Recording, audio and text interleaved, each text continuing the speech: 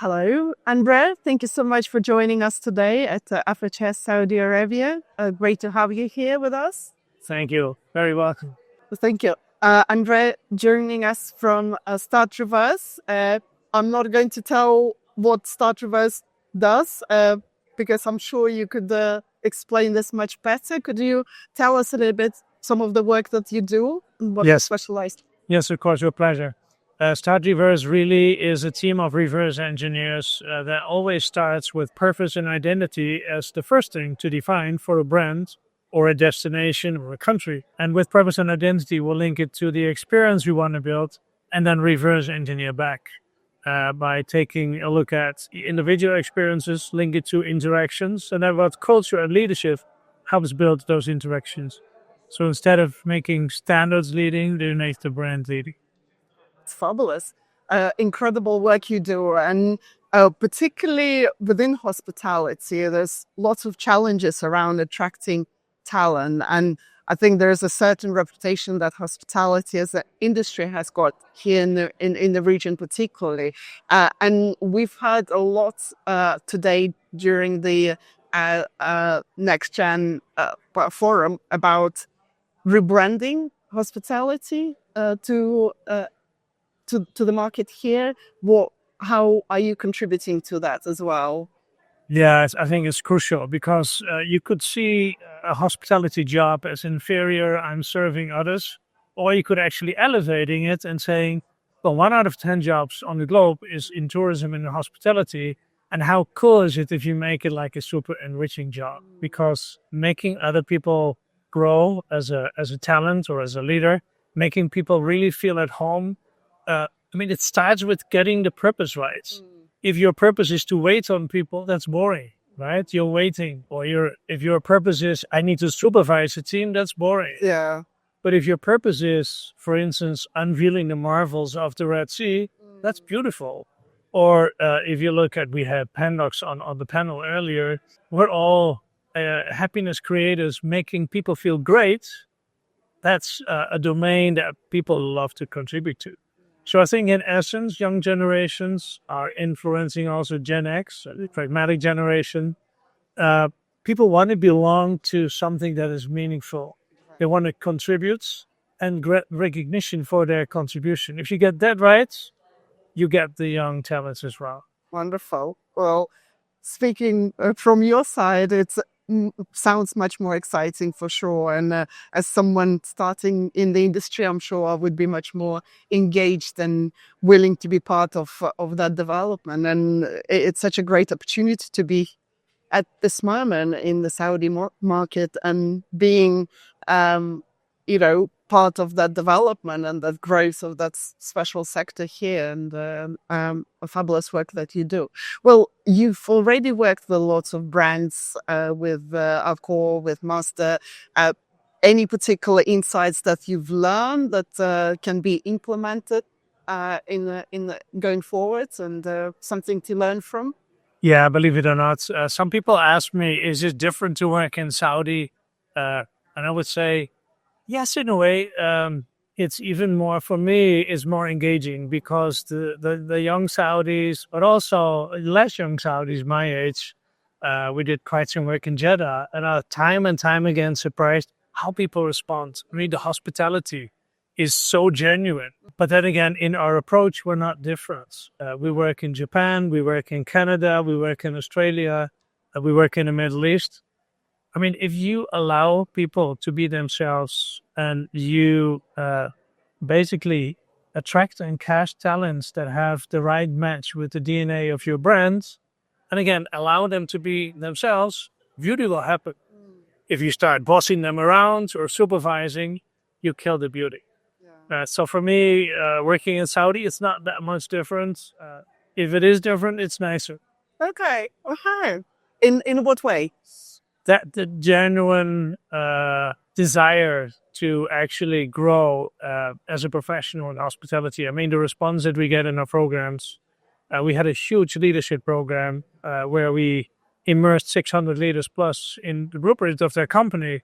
And we got a 93% score on how relevant was it for you, 94, how applicable is it in daily work, and a more than 90 on Net Promoter Score, which for a first time on, let's say, a company that is pretty robust and had been top down, you see that people are craving for, we call it inverting the organization, where frontliners are empowered and supervisors stop supervising and start coaching. And then magic happens. Amazing, incredible. Well, talking about some of the techniques and approaches that you're using, specifically around reverse thinking, how some of that works in the work that you are delivering, really, and how you implement it, improving hospitality and teaching the new generation as well. I don't know if you know Rove Hotels in Dubai or Address Hotels, Vida, Palace, and those are brands that we supported. And we have what we call a blueprint approach, where the blueprint actually is a way to make the intangible more tangible. People say that it's fluffy culture. I'd say it's not. Well, it doesn't have to be fluffy. And culture is crucial because culture is how people behave when the camera is off, when leaders are not there. So how can you make an approach that is super tangible, that you're able to connect purpose and identity to the experience, like creating that blueprint, like you're building a house, you're in this case building a culture, you're building engagement within a brand. And I must say, also in Saudi, people crave for it. They love it. They really see when it's designed on a slide or a piece of paper and experience, oh man, this is for real. This is not just text. We're doing this. They're actually really excited about it. Oh, fabulous. Well, hospitality industry, you work a lot in the sector.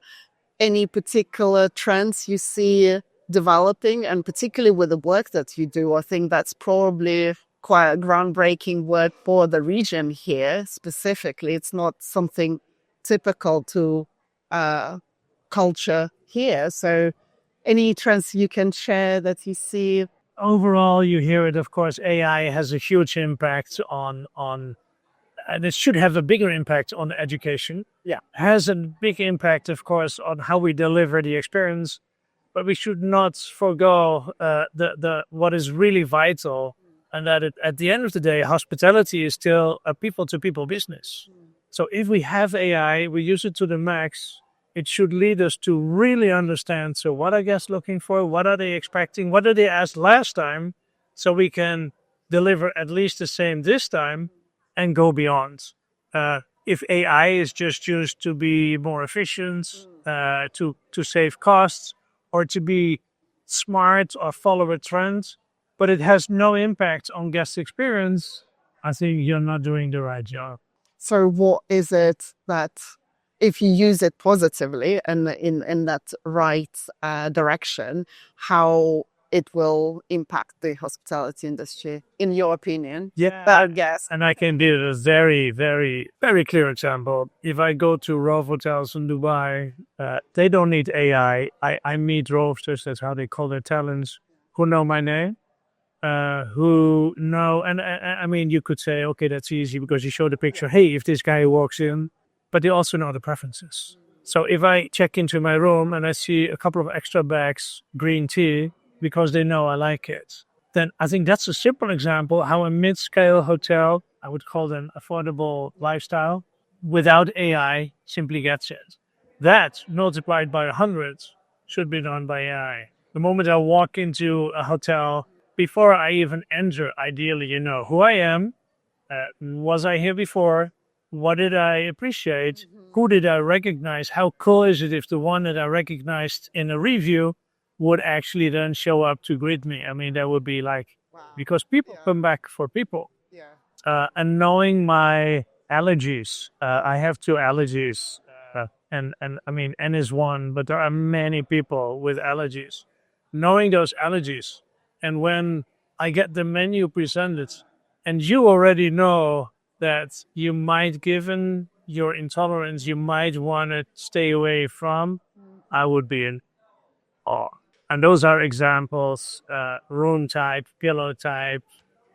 I can go on. It's really show me that you know me, and then still exceed my expectations. then you're really a brand that is super relevant. Marvelous. And that's the technical side of things. What about the human connection side of things?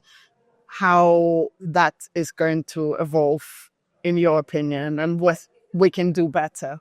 I hope it's not going to evolve. It's hopefully going back to authenticity and being genuine, because technology should empower us to know more. But the real beauty of hospitality, I think, it's still a people business where people come back for people. Yes. So if Daria is still Daria that I met last year and not now suddenly acting differently, no, it's just be you. I think the human connection between two individuals on a genuine basis, honest to God, I hope it's not going to change. Yeah. No, it's a wonderful way to close this interview as well. I think that's a wonderful thought for us, and I really appreciate you spending a little bit of time with us today.